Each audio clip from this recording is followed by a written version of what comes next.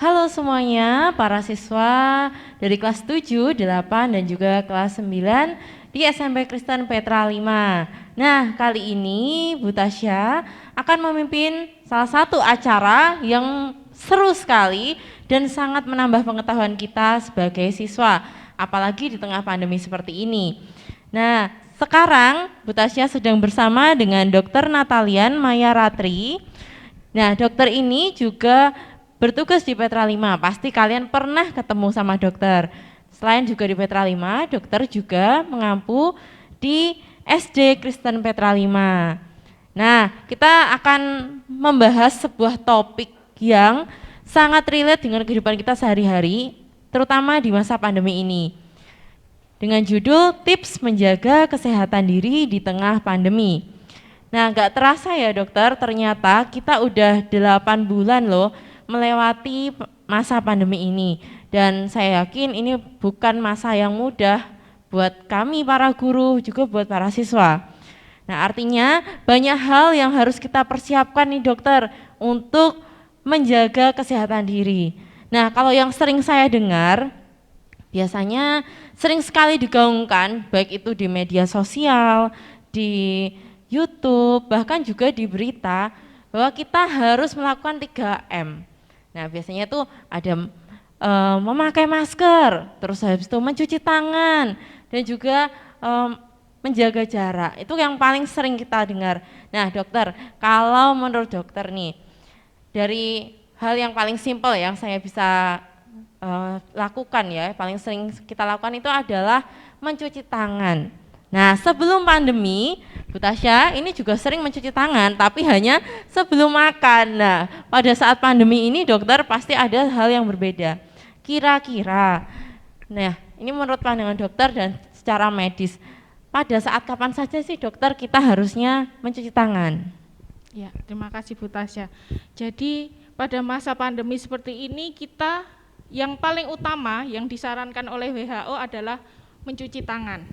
Mengapa kita harus mencuci tangan? Karena tangan ini secara tidak sadar adalah sebagai media atau sarana untuk berpindahnya kuman ataupun virus. Ya, jadi maka dari itu kita harus rajin mencuci tangan. Kapan kita harus mencuci tangan? Jadi ketika kita memegang benda yang sering dipegang oleh orang lain seperti gagang pintu. Oh iya betul. Ya, kalau kita habis dari kamar mandi biasanya ya kan, nah kita harus buka pintu, buka tutup pintu, ya, nah betul. itu sering dipegang, nah itu harus kita cuci tangan. Nah, seperti itu. Atau setelah kita melakukan aktivitas yang bersentuhan, misalkan di meja atau apa, kita harus cuci tangan juga. Selain juga sebelum makan kita juga harus tetap cuci tangan. Nah, cuci tangan kali ini harus 6 langkah. Oh ya, gitu ya, harus 6 langkah ya dokter. Apa saja itu dokter? Ya, menurut standar WHO harus 6 langkah. Kita praktekkan bersama-sama. Oh boleh, kita praktekkan bersama ya. Anak-anak di rumah juga boleh mencoba. Oke, kita siap untuk ikuti dokter ya. Ya, kita lakukan 6 langkah dan kurang lebih selama 20 detik. Jadi tidak perlu lama-lama. Ya, kita praktekkan bersama Bu Tasya. Oke, baik.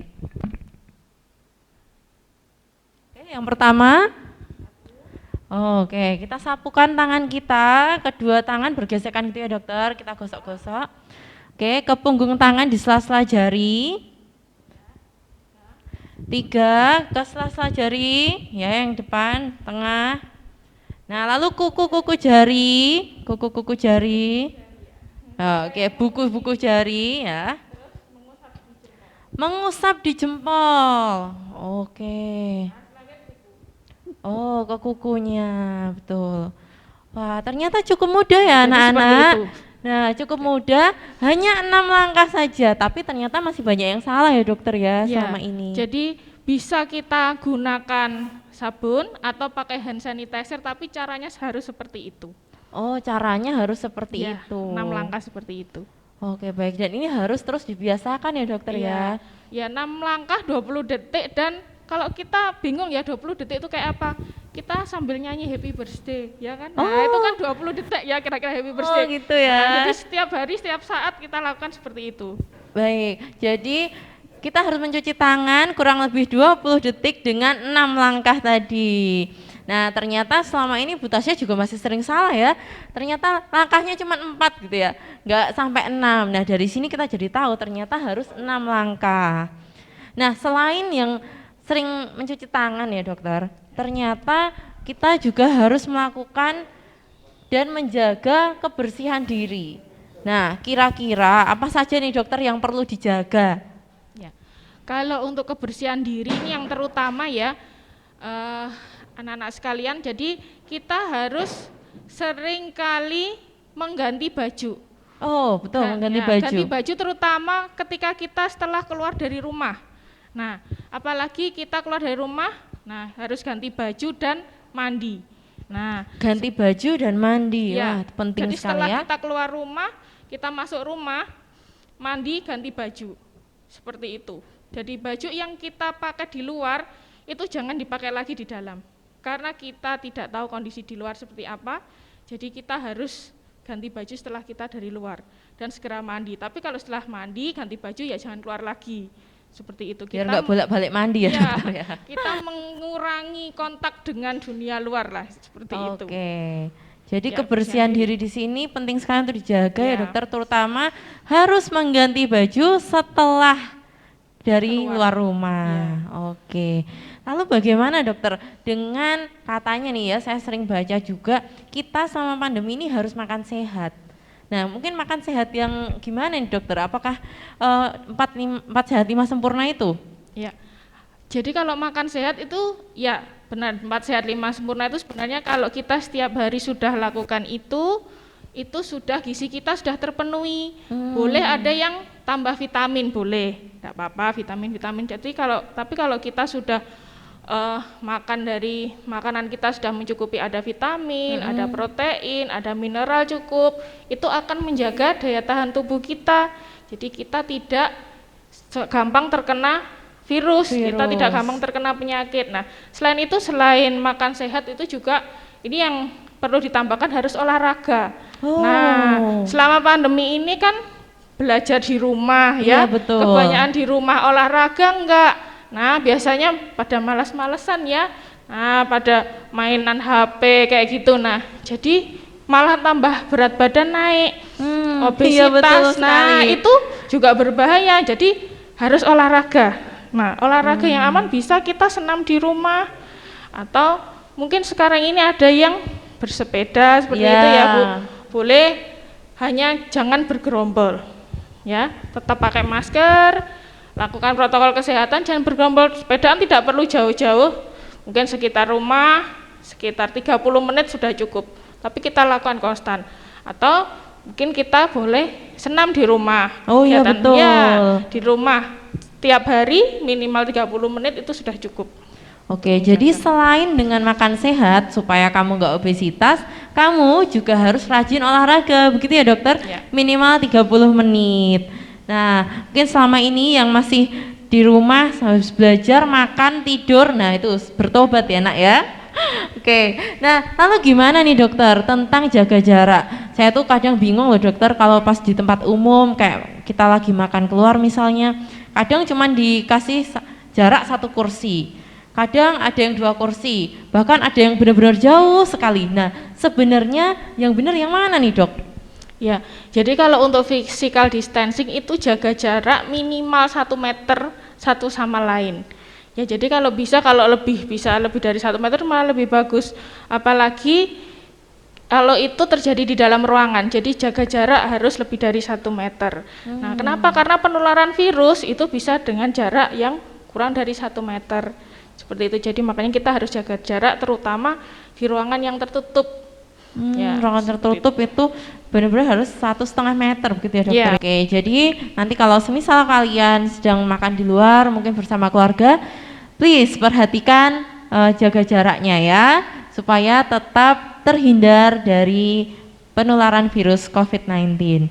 Nah, kemudian nih dokter, saya tuh kadang juga bingung ya, kayak kita sekarang ini nih misalnya. Kayak kita sekarang ini nih, kan karena kita cuma berdua ya, kita akhirnya jadi nggak pakai face shield. Nah, kira-kira dokter, yang benar nih gimana nih dokter, pemakaian face shield itu sebaiknya seperti apa? Oke, kalau untuk pemakaian face shield itu, jadi ketika kita kontak dengan banyak orang.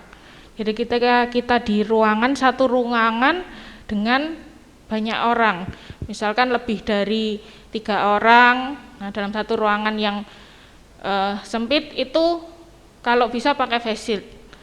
Dan di ruangan, kalau di ruangan yang terbuka atau luas dan tidak banyak orang di situ sebenarnya boleh, tidak perlu pakai face shield, tapi yang penting adalah pakai masker. Nah, nanti akan saya jelaskan tentang pemakaian masker ya. Oke, asik nih, kita jadi tahu nih memakai masker yang benar seperti apa. Oke, jadi gimana nih dokter cara memakai masker jikalau kita berada di ruangan yang sempit atau ketika kita keluar rumah gitu ya, itu kan sekarang wajib memakai masker, itu bagaimana dokter? Ya, jadi masker yang disarankan ada 2 macam ya. Bisa masker yang seperti yang saya pakai dan Bu Tasya pakai ini adalah masker medis ya. Atau juga kalau tidak ada kita bisa pakai masker kain 3 lapis seperti itu. Nah, kalau masker medis seperti ini gunakan yang benar. Jadi ketika kita memasang masker, setelah memasang kita tidak boleh pegang bagian depan. Oh, enggak bagian depan sini ya. Begitu, ya. Jadi sebelum kita menggunakan masker, kita cuci tangan dulu. Yang pertama tadi ya, 6 langkah kita cuci tangan. Setelah itu kita pasang masker. Ya, masker ini kita pasang. Nah, pasang yang ada kawatnya ini ya, itu yang bagian depan. Ya, paskan bagian hidung dan ini harus menutup muka penuh. Biasanya kalau pakai masker itu nanti dipelorotkannya, itu enggak boleh yang sampai dagu. Nah, itu yang sering sekali ya fenomena yang sering terjadi. Ya, taruh di dagu. Banyak yang pakai masker tapi ditaruhnya di dagu. Jadi bukan hidung sama mulutnya yang ditutup, itu yang salah. Nah, setelah kita pasang, nah itu kita harus cuci tangan lagi. Nah, dan setelah pakai masker kita tidak boleh pegang bagian depan masker karena ini bagian depan masker ini bagian yang banyak untuk menyaring kuman, menyaring virus. Nah, itu jadi tidak boleh kita pegang seperti itu. Nah, kalau masker medis yang seperti saya dan Bu Tasya pakai ini bisa sampai 8 jam. 8 jam ya. Ya. Nah, setelah 8 jam harus kita buang. Ya, kita buang. Jadi caranya kita balik, kita gulung, masukkan ke dalam plastik baru dibuang. Ya. Jadi hati-hati, jadi tidak asal buang ya, karena itu juga akan menularkan penyakit juga. Ya. Dan kalau masker kain kita bisa gunakan maksimal 4 jam. 4 jam saja ya kalau masker kain. Ya, 4 jam. Setelah 4 jam harus diganti. Jadi jangan seharian penuh pakai itu, jangan. Apalagi kalau kita bekerja, nah itu harus bawa cadangan.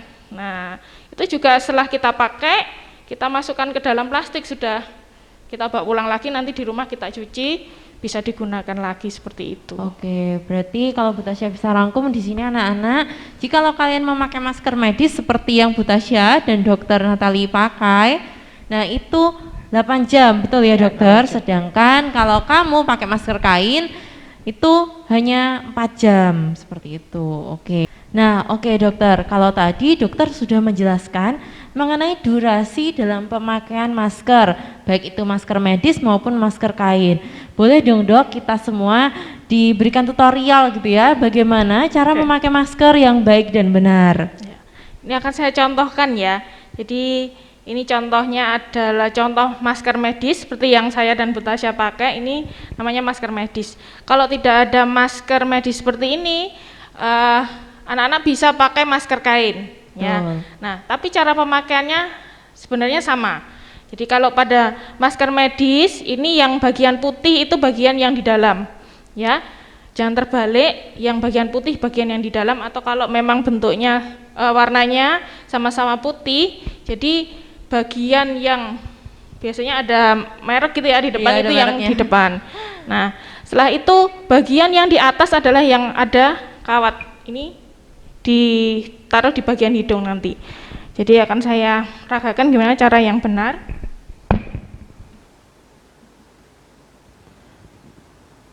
Oke.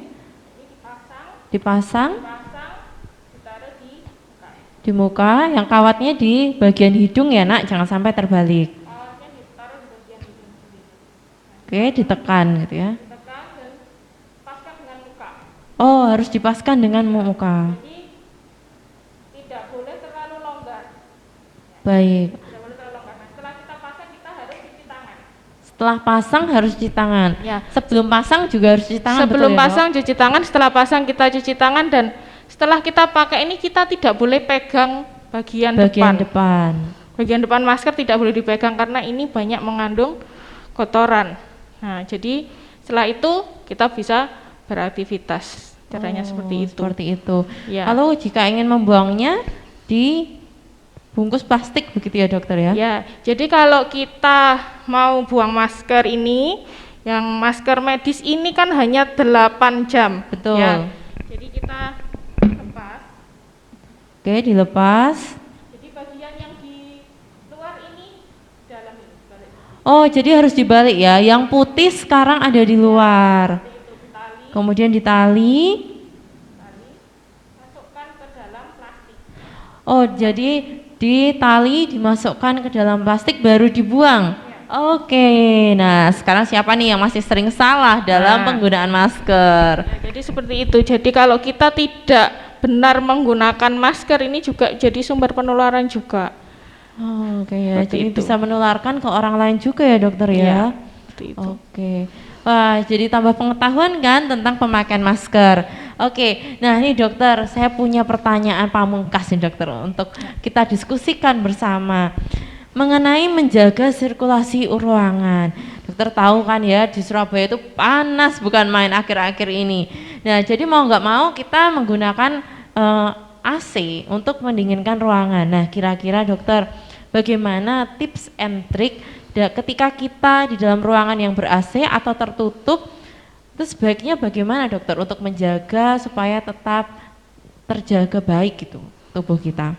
Iya. Jadi untuk sirkulasi ruangan harus sering dibuka. Harus sering dibuka. Jadi harus sering dibuka supaya sirkulasi udara itu bisa keluar masuk dengan baik. Pintu, jendela-jendela itu dibuka seperti itu. Nah, karena memang kondisi kita tidak sama dengan dulu, jadi Ya, mau betul. tidak mau memang harus merasakan panas seperti itu. Jadi supaya tidak semakin kuman-kuman virusnya menempel dan di ruangan, jadi harus sering dibuka. Setiap 2 jam paling tidak dibuka ini pintu, jendela-jendela itu dibuka seperti itu. Oke, berarti kita harus sering mengganti udara dalam ruangan kita begitu ya dokter? Iya.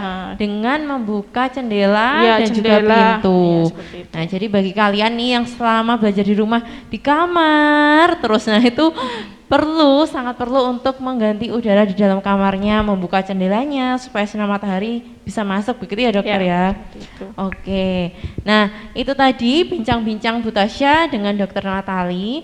Ini sangat menarik dan kalau boleh dilanjutkan nih bisa sampai berjam-jam gitu ya dokter sebenarnya. Tapi karena keterbatasan waktu, nah jadi kita akan akhiri untuk bincang-bincang kita kali ini. Nanti jika kalian punya pertanyaan, kalian bisa sampaikan untuk bertanya kepada dokter. Mungkin ada sosial medianya kan dokter? Ya, nanti bisa disampaikan lewat email bisa. Oh, lewat email. Nah, nanti akan dituliskan di bawah ini ya. Oke, sampai jumpa untuk teman-teman siswa-siswi dari kelas 7, 8, dan 9. Terima kasih banyak Dokter Natali. Terima kasih Bu Tasya. Oke, bye-bye. Tuhan Yesus memberkati.